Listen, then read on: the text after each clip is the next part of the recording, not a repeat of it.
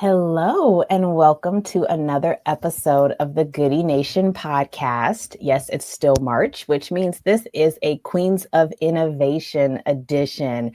I am super excited to share this next guest with you all. I don't know, share this next guest I guess we are kind of sharing her. She is a part of the Goodie sphere, but also a part of the Atlanta innovation economy in ways that we've all probably shared her. Sorry, Dana, this is weird now. Anyway, I would love for you to introduce yourself because, yeah, folks are probably like, oh, yeah, that's Dana from the Lola. But if you could tell us a little bit about your background and what it is that you do. I sure can. And Casey, thank you so much, first and foremost, for having me here today. Big hugs and fist bump to Joey as well for bringing you on board and having you dig deep into your area of passion, really bringing podcasts to life and all things cool and creative here in the A. Um, I'm Dana Xavier Dojnik, as Casey shared. I am the CEO of the Lola, which is a beautiful, inclusive community and collaborative workspace for women over in the Old Fourth Ward here in Atlanta. And gosh, long journey to get here. It's been a beautiful ride along the way. Lots of twists and turns that I think will go into some of the stories that we share and talk about on this call. So let's dig in. All right, sounds great. Yes, I the Lola. Tell us a little bit more about the Lola and how you found yourself becoming a part of that world. That's the long, windy journey. You start out your career coming out of university or college or maybe even high school, not necessarily always with this sort of predetermined path. And the reality is that long windy road led me to the Lola. I started my career in advertising back in New York a long time ago. It's actually what eventually got me to Atlanta as well, and had an opportunity to build out two beautiful teams with some of the agencies here, uh, BBDO and West Wayne, which is 22 Squared now. I think I'm dating myself with that one. And then moved into hospitality and at Intercontinental Hotels, and then deep into technology with augmented and virtual reality. And then the pandemic. Life stopped, got to take pause, stepped away from tech, got to be a stay-at-home mom and put on my teacher hat since school was a miss at that moment in time, and got to really dig deep and understand some really core areas of passion for me. And the reality is I had a chance to jump in on another community development that was happening in Adair Park called Create ATL, and literally got to build and help build that community with Puya Dianat from the ground up, literally paint and building blocks and ordering all the things and um, building out a space in Adair Park in the midst of the pandemic. And through that process, and digging deep into understanding what communities need. Once I finished that project, I had that pivotal moment that I ran into Eileen Lee, who's the co-founder of the Lola, one of the co-founders, and we had a chance meeting in our neighborhood because she had moved to Grant Park in 2021, 2022 when I ran into her. And that's that pivotal moment that really brought me to the Lola. She we ran into each other and she just said, "What are you doing?" I was like, "Oh, I've wrapped up my time at Create ATL." And she's like, "Oh, great. Well, now you need to come to the Lola."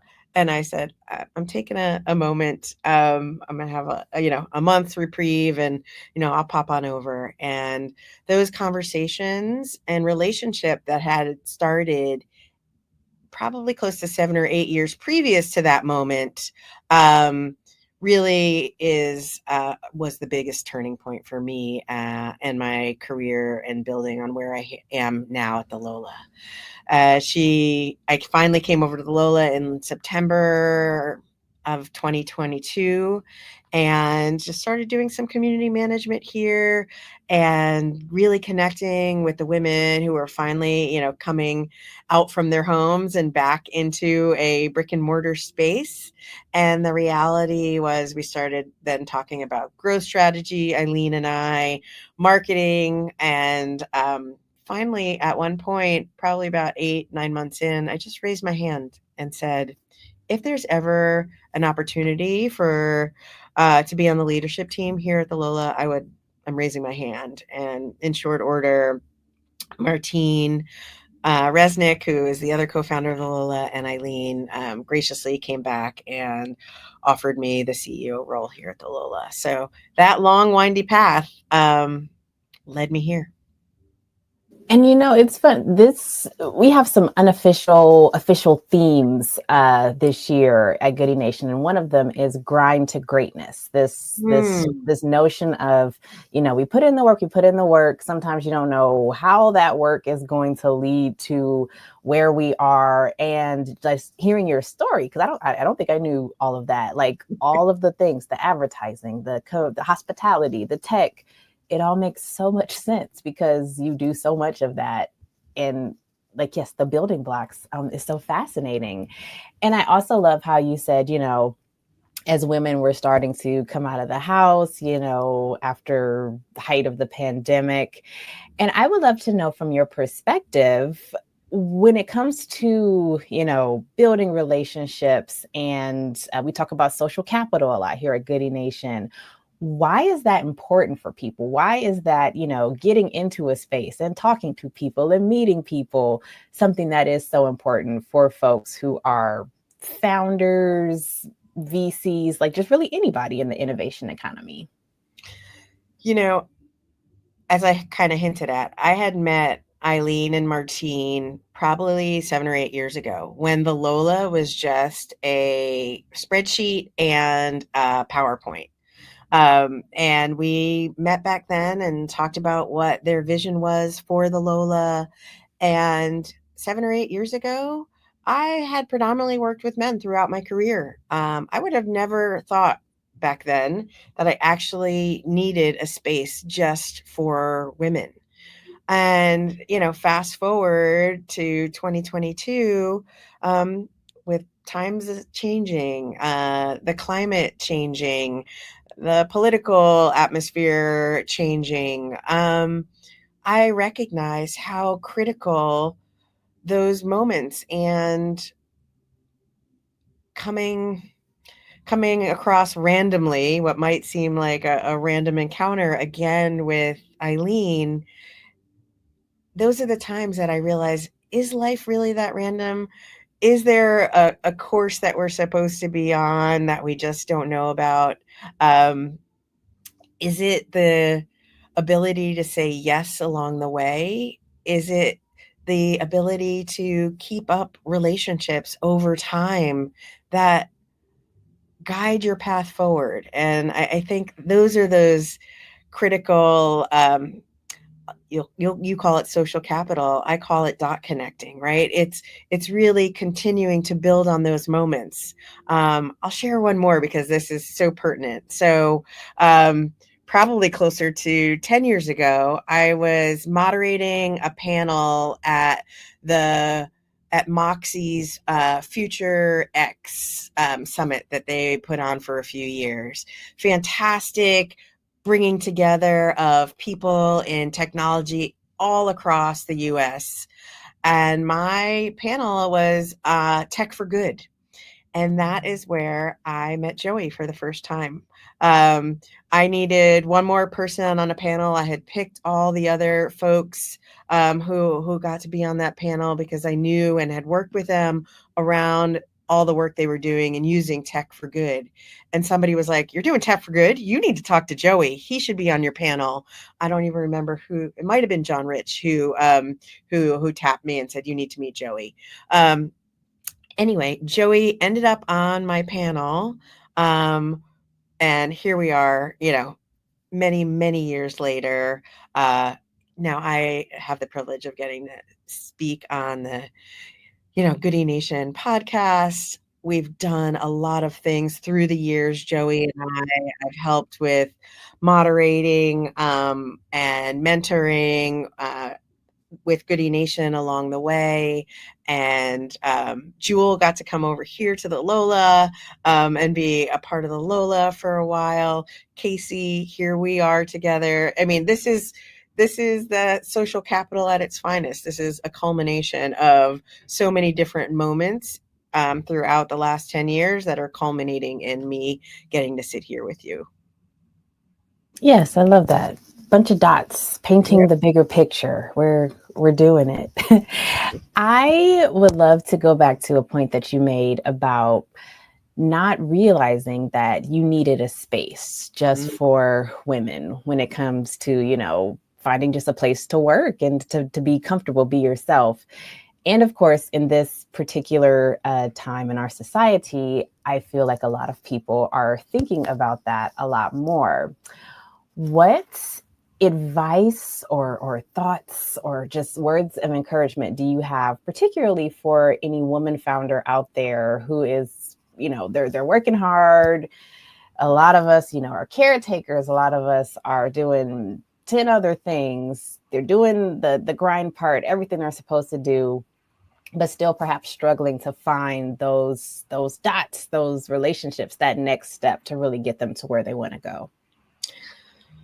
It's so critical to find your people. And people is plural. I think ultimately I need a lot of people. Some people might only need a handful of people. But you have to find your people.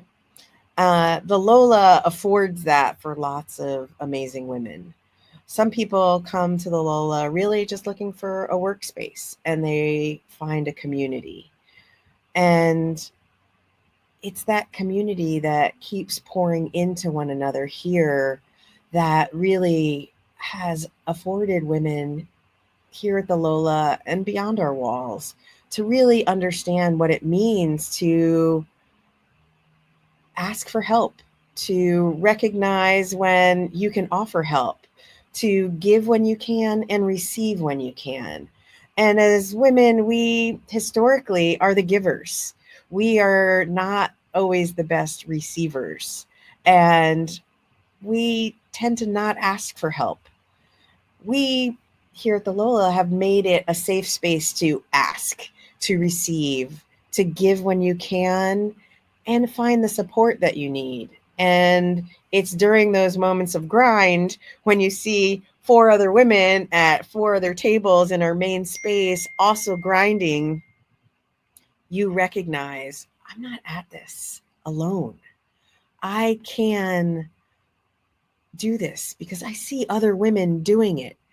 I can, pause for a moment, go talk, take a break, but it's really visualizing and getting to see other people doing what you're doing, burning the midnight oil sometimes. Hopefully not. We close the doors here at 10 o'clock. We ask and hope that everybody's going home by that point in time. But we ask that everybody leaves here and hopefully is stopping work at that point in time. But the reality is, I know so many people are burning the midnight oil, but it's really nice to have sort of a companion or work alongside somebody during those tough times. Yes. And I love what you said about, the visualizing. If I may, another sort of core theme of this year at Goodie Nation is imagine that. Yes, we are doubling down on commitments to community and to, relationship building, because again, this particular time in our, socio-political climate, it is critical for all of us. But instead of just sort of sitting in it, we're also like, you know what, let's imagine the future that we want to see. Let's imagine the world that we want to see. And so I'm curious for you, if this was like snap your fingers, perfect year, everything is like beautiful, gorgeous. what is the world looking like to Dana if you could just imagine the perfect world? We do so much work around intentional inclusion here at the Lola. We have grown our human diversity here at the Lola over these last, this is our 6th year in business. And over these last 6 years, we've really grown the diversity that is here within our walls from a true, I'll say menial 10% when the doors opened here, and now we're at really pushing upwards towards 60% diverse humanity here at the Lola.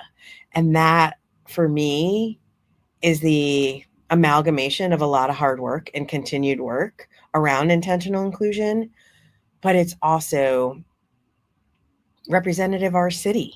It's representative of the spaces that I know personally I want to be in and wish I saw more of here in our city, here in our nation.